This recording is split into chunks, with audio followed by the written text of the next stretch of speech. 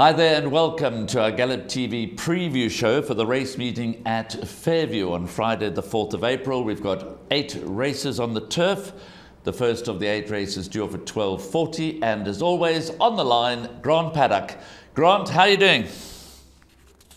Morning, Graham. Morning, punters. Yeah, very well my side. Weather's been good. Looks like we're going to be in for a good day's racing tomorrow.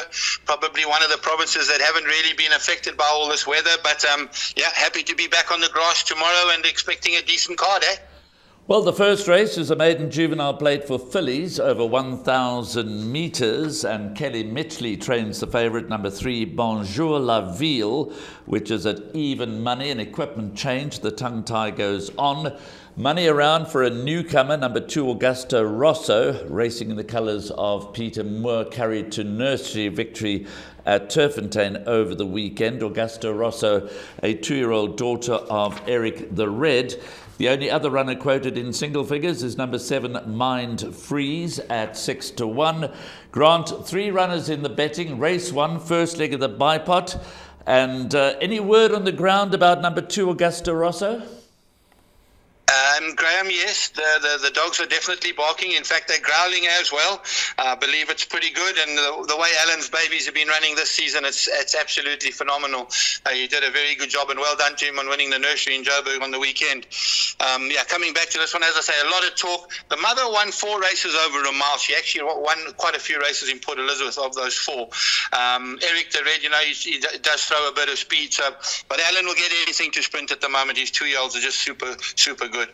Bonjour La Ville, lovely filly, put a line through her last run. She got stuck in the wet going. The tongue tie equipment has helped at work, and she's going to be Augusta Rosso's main danger. I still think she's a very hard filly to beat, to be honest with you. If she can get away from the field, she could stay away. And then obviously the likes of Mind Freeze and Olive Oil to round up. And Graham, I'm tipping at 3, 2, 7 and 4. Would you banker Bonjour La Ville in the opening leg of the bipot? I'd go 2 horses, the 2 and 3, Graham. Right then, let's move on to the first leg of the place accumulator, which is Grant's bet of choice for this race meeting. It's a maiden juvenile plate over 1,200 metres. Also, Grant's best bet comes in this race, which is interesting. Number 2, Blown Away from the Justin Snaith is favourite at 14-10. Did run second at Fairview last time out, first run as a gelding.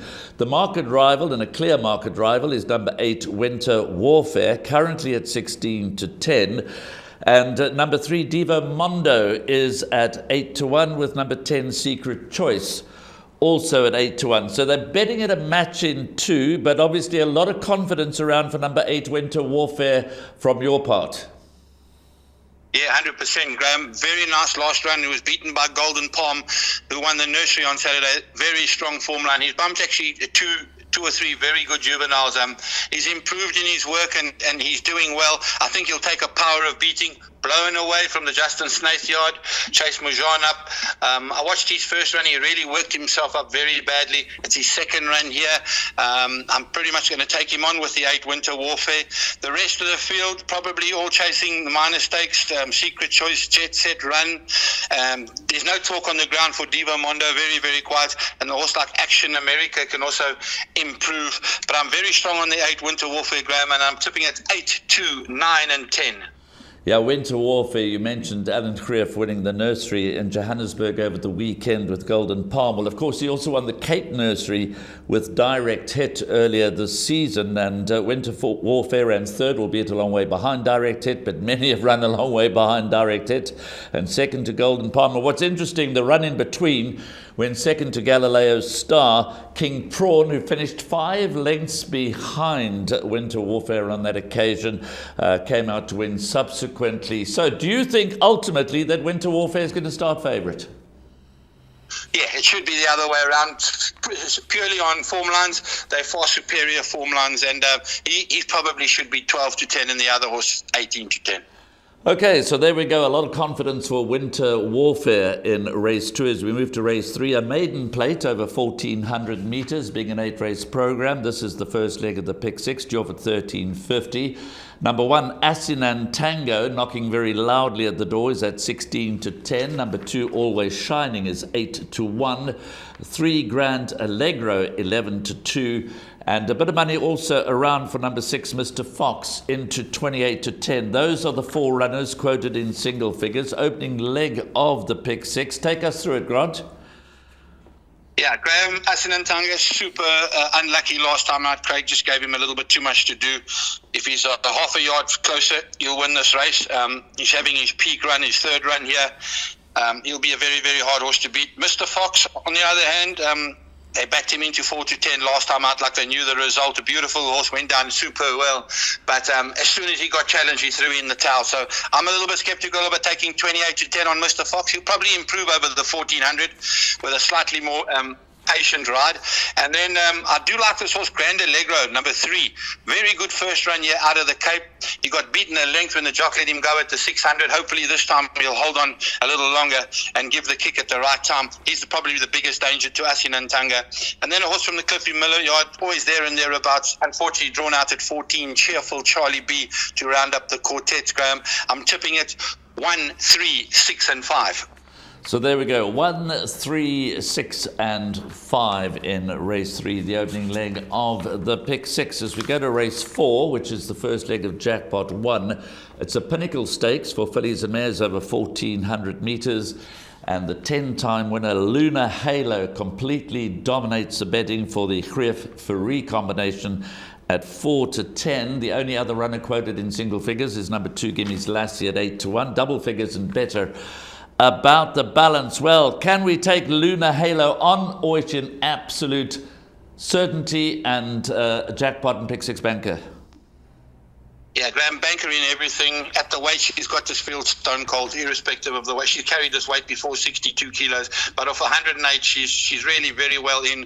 I think her biggest danger will come from a stable companion in Essential. 1400, I think, is way better for her. And long straight, Kendall Mini up, drawn 1, she's going to be the main danger. But it's very hard to go against Lunar Halo. Gimmy's Lassie, on the other hand, she's another filly trying the trip first time. Gimmy's Lassie being off, and she's probably going to maybe just need one more run to be spot on, but this race got Lunar Halo written all over it, and I'm tipping it 1, 3, 2 and 5. So we're all in with number 1, Lunar Halo, at 4 to 10 to win the opening leg of Jackpot 1 and the second leg of the pick 6. The banker bet for the day as we move on to race 5, which is the first leg of Jackpot 2. It's a trickier race. It's an MR68 handicap over 1,200 metres. Number 1, Strata at 5 to 2. Number 3, Munchkin, 28 to 10. The back in form, number 6, Guarding the Wall, is at 6 to 1. So those are the runners that are quoted in single figures. Your value bet for the day, Grant, comes in this race, as we will discuss again a little later on. Number 3, Munchkin. Yeah, Graham, I'm very, very strong on this horse for tomorrow, I must be honest with you. Peak run, 3rd run after arriving in town. A very good run at the 84 level last time out, down to a 68 level, obviously carrying a bit of pudding, 61.5. But the favourite carrying 63, and it's a filly against the boys. I really make Munchkin one of the better bets and some very good value. Strata, the main danger, won a very good race from off the pace last time out, but it's not going to be easy from drawn 15 with 63 on your back. Guarding the Wall, holding solid form, doing quite well. A horse like Wordsworth should be there and thereabouts, probably better over 1,000 metres, and the rest of them are going to be really chasing that 4th, 5th check. And but I'm very strong on Munchkin here. I think he'll take a power of beating, and I'm tipping it 3, 6, 1 and 8. Obvious collateral form between numbers 1, Strata, and 3, Munchkin. They met on the 14th of February, Valentine's Day. On that occasion, Strata came out a half a length ahead of Munchkin. Munchkin enjoys the turnover in the weights, and as you heard there from Grant, perhaps a better draw, slightly lower weight, and 3rd run in the province. Race 6, fillies and mares, 68 handicap over the same course and distance, 1,200 metres. This looks a lot more complicated. Let's quote those in single figures. Number 4, See You in a Bit, at 7 to 1. Number 6, Dressed to the Nines, at 6 to 1. The favourite is number 7, Smashing, 22 to 10. And that's about it in single figures. It's a wide open handicap, and I know you've gone pretty wide in this leg of the placed accumulator. Take us through the race. Yeah, Graham, this is the most difficult race on the card. There's no doubt. Pick 6 players if you can afford to go the field. Please do. It's very, very tricky. There's quite a few horses that can win. With regards to the form horses, see you in a bit. Number 4's got to be there and thereabouts. 61.5. The 1200 is a small question mark. There's a new horse from the Sharon Kotzen yard from KwaZulu-Natal, dressed to the nines. Louis aboard. That's got decent enough form. And then obviously the Richard Fourie horse, the 7. Smashing, solid form, place accumulator horse. But the rest of the field are all going to be there and thereabouts. Pomodora's Magic with a 4-claimer on. If it doesn't need to run, it's going to be a big runner as well. She likes to get out there and stride along. And with Babu taking the 4 kilos off, she's got to be there and thereabouts. Very difficult race. Punters need to go as wide as possible. And I'm tipping at 7, 4, 6, and 10. Grant, to give number 2 By the Light of the Moon any kind of chance of at least finding a trifecta or a quartet position? Graham, this filly, she's got a breathing disorder, but that's why they've kept her down the straight. If they let her stretch along, she can easily run into the back end of quartets, and that's pretty much for the rest of the field. Whatever's in the field has got a chance of running into that 3rd, 4th position. By the Light of the Moon, definitely. I see there has been a nibble. It's down to 14-1 now. So, maybe they think she's spot on for it, but very, very tricky race, Graham. Right, before moving on, just a few equipment changes. Number 11, Hugs and High Fives, no blinkers and no tongue tie. And number 14, True Design, the cheek pieces go on. Those are the changes that we have at the time of recording, which, as you know, is on the Thursday morning prior to race day. The Glenlair Trophy, 2,800 metres, the feature race on the card. Due for 10 past 4. It's over the testing distance of 2,800 metres. And so the obvious question to pop at Grant first up is number 4, Joy and Peace, the 15-10 favourite. She's won over 2,400 metres. Do you have any problems with her going the extra 400 metres? Not really, Graham. I do have a problem her carrying 59.5 and so close to the other horses in the weights. Richard was obviously offered the ride on Bournemouth and he decided to stay with Joy and Peace. So he's of the opinion that the filly will stay. And if Richard says it will stay, there's no doubt. She's a very, very good filly. She's done absolutely nothing wrong. I have got a concern with the 59.5 kilos. It's not a banker race. It's a race where you can get a result, there's no doubt. I think Alan Creef's other horse, Bournemouth, a massive runner. Kelvin Habib, 2 draws not really a factor over this kind of a trip. And then the other very good stayer, Zatara's Magic. I think the winner will come from one of those 3 horses. I see there's been some outside support for Juan Carlos. I know he does stay very well. He's stepping up in class here, that's for sure. He could run into the back end of quartets, Graham. Very nice Glenlair this year. And I'm tipping at Bournemouth to beat Zatara Magic, Joy and Peace, and Juan Carlos. So Grant going against the 15-10 favourite, number 4, Joy and Peace. Both numbers 2, Bournemouth, and 3, Zatara Magic, on offer at 9-2. 1, Fire Alley at 6-1, and 7, Juan Carlos at 8-1. We look forward to an exciting renewal of the Glenlair Trophy. 8th and final race, due off at 16:45. It's an MR68 handicap over 2,000 metres. They're betting number 1, Harlem, at 28-10. Number 2, Nothing Else Matters, is at 5-2. And number 14, Future of Energy, is at 7-1. Those are the 3 runners that figure in the market at this early stage. I notice that you've gone with numbers 1, Harlem, and 2, Nothing Else Matters, in the final leg of the place accumulator. Are these 2 also enough to get us through the final leg of Jackpot 2 and the Pick 6? Now we're going to have to add 1 or 2 more here, Graham. I really do like Nothing Else Matters. He holds Harlem on the last meeting, and she's probably going to be very hard to beat. Harlem drawn out 11, Nothing Else Matters drawn 4. But I must say, Nothing Else Matters does come from way off the pace. Hopefully, he can have him halfway back at least and be a decent runner. The number 9, Magnum Fire, very well in at the weights. Unfortunately, drawn out at 14. Drop out and run on. He ran a very good race last time out, and the kid actually let him go on the bend, 800 meters out, and he just got collared late.